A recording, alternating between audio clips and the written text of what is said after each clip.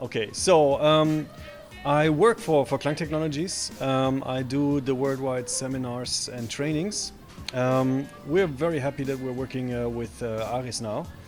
And my mission to come here was basically to just educate the staff of Aris as well as a group of people who are interested in KLANG. And actually a lot of people showed up.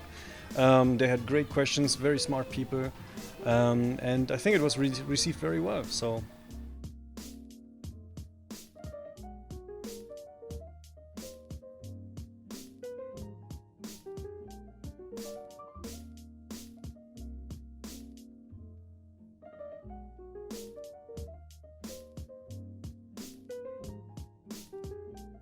Well, to be honest, I think sound engineers are sound engineers, you know, so they're very similar. Of course, there's always, every country has a little bit different attitude, different language and all that stuff, but we all work with the same tools. We all work with the same challenges and opportunities.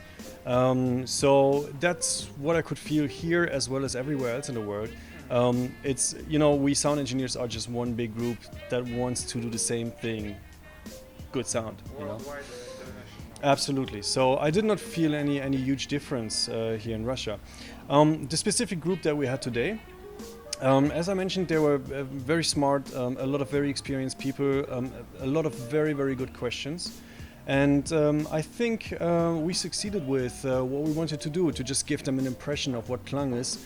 That goes deeper than just, you know, having a few lines on the internet or something like this, to just give them a deep impression of what we do, how we do it, why we do it, what is the company philosophy and all that stuff. And from the reactions that I heard where I was talking afterwards with people, I think it was received very well.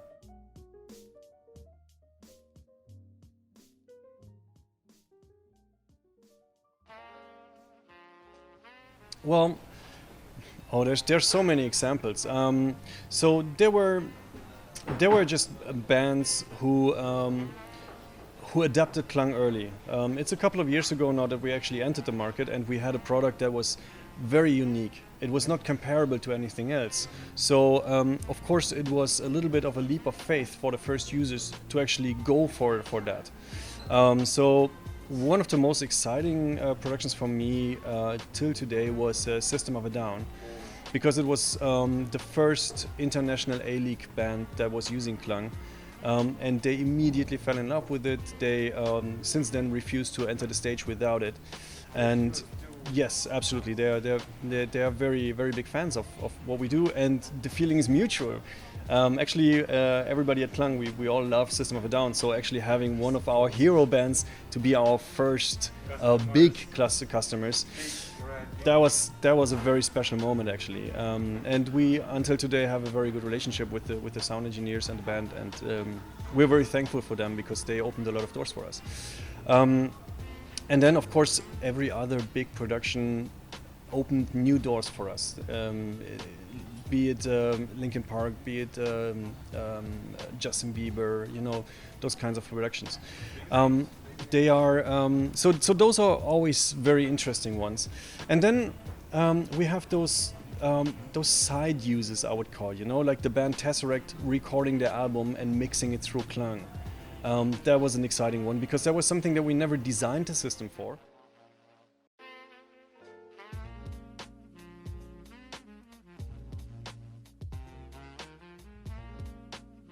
Yeah, sure. I mean, speaking of studios, there's a lot of studios who are using KLANG as a monitoring device. So what we designed it for, just not on a stage, but in a studio. That was expected. But then having bands actually mix their music through it and putting it on albums, that was a very interesting one.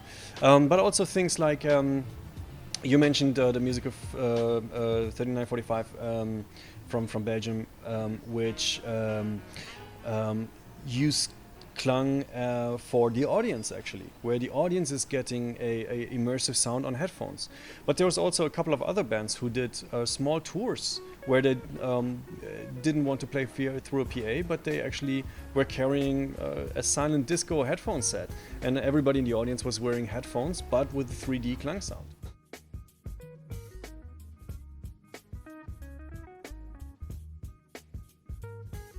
Yes, you can. You can. So if you record the mix bus of KLANG, and you just convert it to an MP3, it should of course be a quality MP3, not like the worst bitrate. But if you just send it to somebody and this person is wearing headphones, of course they are getting the 3D sound. Because essentially, to simplify it a little bit, the information that our brain uses to actually find the angles of where the audio is coming from are encoded in the audio.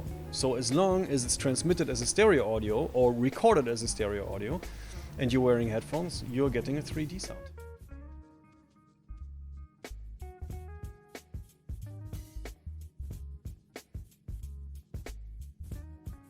I absolutely believe that it will be a very widespread and a standard in short term, actually, or mid term, because as I mentioned today during the training, the 3D sound is not a fancy add-on to an existing standard, but actually the existing standard, which is stereo, has always been a compromise, and now we are able to actually deliver the sound that our brain is expecting, because every day in our daily life, since the first day of our lives, we are hearing three-dimensional. So of course everybody wants to have that under in-ears, because that's a natural way of dealing with audio, and our brain is the most relaxed and happy when it gets that.